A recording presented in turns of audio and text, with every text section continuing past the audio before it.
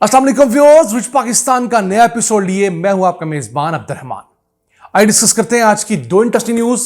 साल 2024 की 9वीं gas discovery हुई है और यह सूबा सिंध में हुई है। और जिस ब्लॉक के अंदर यह डिस्कवरी हुई है उस ब्लॉक में इस रवां साल के अंदर होने वाली यह दूसरी गैस डिस्कवरी है। आज आपको बताएंगे कि पाकिस्तान में इस साल होने वाली 9 डिस्कवरीज में मजमूई तौर पर कितनी नई गैस ऐड होने जा रही है। जबकि आज की दूसरी खबर, पाकिस्तान में सीमेंट बनाने वाली एक और प्रोडक्शन लाइन का इजाफा हुआ है, यानी पाकिस्तान की सीमेंट पैदा करने की सलाहियत मजीद बढ़ी है। आज आपको सीमेंट इंडस्ट्री से मुतालिक मजीद तफसीलात बताएंगे, लेकिन पहले चलते हैं सूबा सिंध, जहां पर माड़ी पेट्रोलियम ने एक नई डिस्कवरी की है। एक नया कुआं खोदा गया, शुरू हुआ था ये फरवरी के महीने में खोदा जाना, और 1483 फुट की गहराई पर जाकर गैस मिली है। बड़ी गैस डिस्कवरी है। 10.5 मिलियन क्यूबिक फीट रोजाना यहां से गैस हासिल हुआ करेगी। अब पाकिस्तान में इस साल होने वाली 9 डिस्कवरीज में मजमूई तौर पर 100 मिलियन क्यूबिक फीट गैस रोजाना हासिल होगी। पिछले साल पाकिस्तान में 8 गैस डिस्कवरीज हुई थी और उनमें से 70 मिलियन क्यूबिक फीट गैस रोजाना ऐड हुई थी सिस्टम के अंदर। अभी अल्हम्दुलिल्लाह 4 महीने भी मुकम्मल नहीं हुए, 3.5 महीने के अंदर हम लोगों ने पिछले साल से ज्यादा गैस ऐड कर ली है। लेकिन पाकिस्तान के साथ प्रॉब्लम यह है कि हर साल हमारी गैस की पैदावार घट भी रही है। पुरानी गैस फील्ड से वक्त के साथ साथ गैस की पैदावार कम होती रहती है। हर साल Pakistan 200 million cubic feet gas घटाता है, जो नेचुरल प्रोसेस है। तो ये 100 मिलियन क्यूबिक फीट गैस जो हमने ऐड की है, अभी हमने अपना खसारा जो है वो 50% कवर किया है।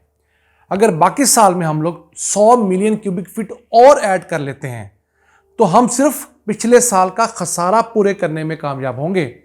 उससे ज्यादा अगर गैस ढूंढेंगे तो तब जाकर पाकिस्तान में हमें आपको कोई गैस के अंदर वाज़े बेहतरी फील होगी। लेकिन इस तरह की डिस्कवरीज भी हमें बहुत ज़्यादा ज़रूरी हैं। क्यों?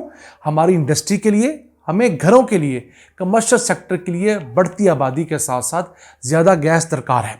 अगर हम लोग ये लोकल प्रोडक्शन नहीं करेंगे, लोकल एक्सप्लोरेशन नहीं करेंगे, तो हमें अपनी डिमांड के लिए बैरून मुल्क से महंगी गैस इंपोर्ट करनी पड़ेगी, जो इस लोकल गैस से कम 2 गुना महंगी होती है। फिर उस गैस के लिए हमें डॉलर्स में पेमेंट करनी होगी और वो भी कैश में करनी होगी।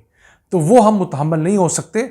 हमारे लिए खास छोटी डिस्कवरी हो, वो बड़ी सिग्निफिकेंट है। ये तो फिर भी 10.5 मिलियन क्यूबिक फीट की है। इसी ब्लॉक के अंदर, जो कि माड़ी डेवलपमेंट एंड प्रोडक्शन लीज है, इसी साल जनवरी में भी एक गैस डिस्कवरी हुई थी जहां से 6.5 मिलियन क्यूबिक फीट गैस मिली थी। उस कुएं में निस्बतन कम डीप जाना पड़ा, सिर्फ 1014 फुट की गहराई के ऊपर गैस मिल गई थी। इसमें हमें कोई निस्बतन 400 फुट ज्यादा गहरा जाना पड़ा। अगर हम पाकिस्तान की टोपोग्राफी देखें तो सिंध के अंदर हमें सबसे कम ड्रिलिंग करनी पड़ती है।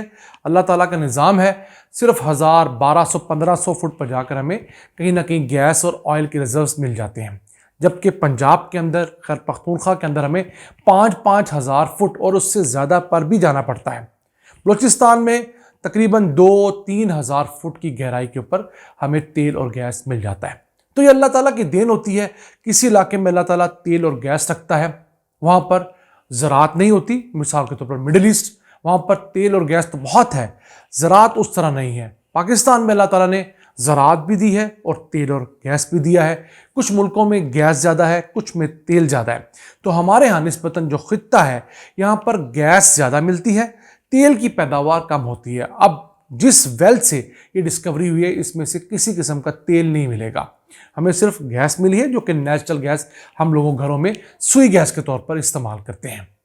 तो नाज़रीन, ये थी पाकिस्तान में होने वाली एक बड़ी डिस्कवरी, जो मेरे नज़दीक इसलिए बड़ी है कि ये रोज़ाना 10 मिलियन क्यूबिक फीट से ज़्यादा गैस हमारे सिस्टम में ऐड करेगी। आइए चलते हैं आज की दूसरी अहम खबर क्या ना। पाकिस्तान में सीमेंट बनाने वाले कारखाने ने एक और प्रोडक्शन लाइन ऐड की है। अटक सीमेंट ने ये नई प्रोडक्शन लाइन हब के अंदर बलूचिस्तान में ऐड की है, जिसके बाद इस कंपनी के पास जो सीमेंट प्रोडक्शन कैपेसिटी है वो 43 लाख टन सालाना हो गई है। और ये ग्रुप पाकिस्तान के 10 बड़े सीमेंट प्रोड्यूसर्स ग्रुप में शामिल हो चुका है। वैसे पाकिस्तान में मजमूई तौर पर 26 सीमेंट बनाने के कारखाने हैं और उनकी सालाना सीमेंट पैदा करने की सलाहियत 85 मिलियन टन है। यानी 8 करोड़ 50 लाख टन सीमेंट पाकिस्तान में पैदा किया जा सकता है। लेकिन चूंकि आजकल हालात जो है मुआशी वो बड़े तंग हैं, इस वजह से पाकिस्तान में सीमेंट की खपत कम है। इस साल के 9 माह के फिगर्स आए हैं, हमारे तमाम सीमेंट फैक्ट्रीज और प्लांट्स ने सिर्फ 34,50,000 टन ही सीमेंट फरोख्त किया है। उसके बाद थोड़ी सी मिकदार में एक्सपोर्ट भी किया, लेकिन वो बहुत बड़ी मिकदार नहीं है। तो जब ये साल एंड होगा तो उम्मीद है कि cement sector 4 crore 60 lakh ton से जायद सीमेंट फरोख्त कर चुका होगा, जो कि इनकी इंस्टॉल्ड कैपेसिटी का बमुश्किल 55% ही बनता है। तो क्या वजह है पाकिस्तान में सीमेंट कम फरोख्त हो रहा है? एक तो 38% की महंगाई रही पिछले साल, फिर शरह सूद अब भी 22% से ज़्यादा है। ये दो बड़ी वजूहात हैं जिनके सबब लोग कम से कम घर बना रहे हैं। बिल्डर्स जो कि बहुत तेज़ी से ठेकेदार घर बनाया करते थे वो स्लो हो गए हैं, क्योंकि उनको बैंकों से लोन नहीं मिल रहा। अगर लोन मिल रहा है तो इस कदर महंगा है कि वो अफोर्डेबल नहीं है। फिर पाकिस्तान के अंदर 2 करोड़ घरों की कमी तो है। ऐसे घराने जिनके पास अपना घर नहीं है, वो किराए के मकानों में रहते हैं या कहीं और रहते हैं, तो उन लोगों के लिए घरों की डिमांड होने के बावजूद चूंकि फाइनेंसिंग बहुत महंगी है, महंगाई इस कदर ज्यादा है कि लोग अपनी आमदन से बचत नहीं कर पाते, तो इन वजूहात से पाकिस्तान के अंदर सीमेंट सेक्टर पिछले 2 सालों से ज़बूहाली का शिकार है। वरना हुआ क्या था, कोविड के बाद जैसे ही मईशत खुली थी, पाकिस्तान के अंदर बहुत तेज़ी से रिफॉर्म्स आई, पैसा आया, तो सीमेंट फैक्ट्रियों ने अपनी कैपेसिटी बढ़ाना शुरू की। ये फैल्कन ग्रुप ने, अटक सीमेंट वालों ने भी उसी वक्त अपनी जो फैक्ट्री है वो बढ़ाई थी। और नवंबर 2022 से लेकर अब तक पाकिस्तान के तमाम यूनिट्स जो हैं सीमेंट बनाने वाले, वो अपनी प्रोडक्शन कैपेसिटी में 1 करोड़ 20 लाख टन से जायद का इजाफा कर चुके हैं। उस वक्त उन लोगों ने फौरी तौर पर इसलिए इजाफा किया कि पाकिस्तान के अंदर रियल एस्टेट को एमनेस्टी दी गई, घर बनाने को फ़रोग़ दिया गया, नया पाकिस्तान हाउसिंग स्कीम आई, बैंकों की तरफ से सस्ते लोन आसान शराइत पर दिए गए, वो 1 से 1.5 लाख घरों के लिए लोन डिस्पर्स भी हो गए, छोटे घरों के लिए, 5 मरले के लिए, 10 मरले के लिए। तो उसका फ़ायदा ये हुआ कि डिमांड पैदा हुई। तो सीमेंट फैक्ट्रियों को लगा कि शायद ये जो तवातर है चलता रहे तो अगले 4-5 सालों में हम लोगों के पास जितनी डिमांड है उसको पूरा करने के लिए सलाहियत नहीं होगी। फौरी तौर पर बड़े ग्रुप्स ने बैंकों से खूब सारा कर्जा लिया और अपनी प्रोडक्शन लाइन्स ऐड की, अपने यूनिट्स ऐड किए। लेकिन जैसे ही पीडीएम की पहली हुकूमत आई, जो कि अप्रैल 2022 में आई, उसके बाद ऐसा रिसेशन आया मुल्क के अंदर कि लोगों ने घर बनाने कम कर दिए। रियल एस्टेट सेक्टर बिल्कुल मैं समझता हूँ गिर गया, मुंह के बल गिरा। नए मकानात तो क्या, प्लॉट बिकना कम हो गए। तो इन वजूहात की वजह से ये जो खरबों रुपए की इन्वेस्टमेंट है ये भी अभी कहीं नहीं जा रही। अब इस ग्रुप ने 15 अरब रुपए इस नई प्रोडक्शन लाइन पर लगाए हैं। अब उनका सूद, उसका कर्जा, तमाम चीज़ें इनको देनी पड़ेंगी। लेकिन फिलहाल मार्केट में रिबाउंड होने की कोई ख़ास उम्मीद नहीं है।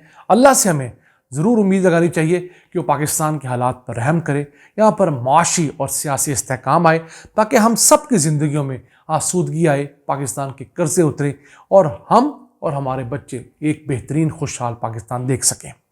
इसी के साथ अपने मेज़बान अब्दुर्रहमान को आज के लिए इजाज़त दीजिए। अल्लाह निगहबान।